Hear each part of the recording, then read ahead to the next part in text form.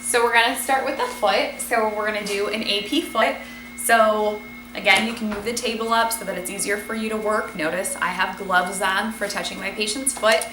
Make sure your SID is at 40. And then when we do an AP foot, to follow the longitudinal arch, we're gonna do a 10-degree tube tilt towards the heel.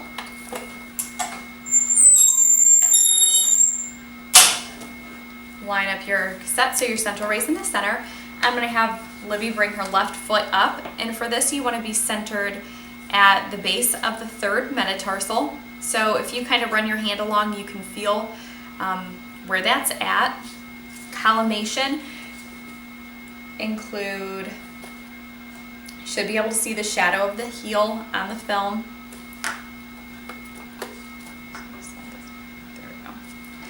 Okay, left marker on the lateral side. Give your patient GP. You would measure right through the central angle, give the appropriate technique. Ask your patient to hold still and click. You can see the cassette's kind of sliding forward. If need be, you can put a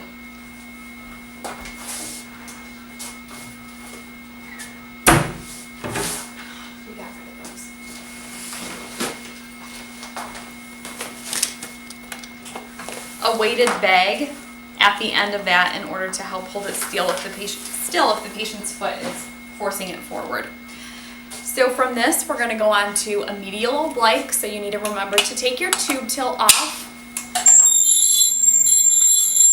I'm going to get back in the center of my film. We want to do a 30 to 40 degree medial oblique.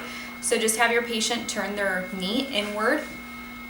Bring that right back to the center of the foot, and you're still going to be at the base of the third metatarsal for this.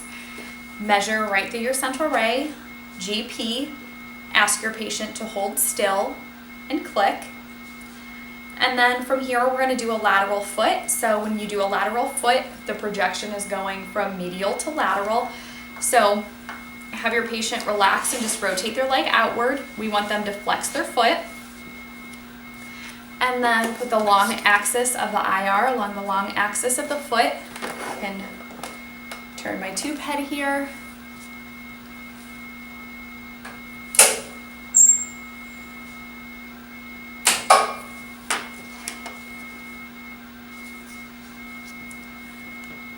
Okay, so for this, you still want to be at the base of that third metatarsal, so you'll be at about the medial cuneiform, you could think, if you just follow that around.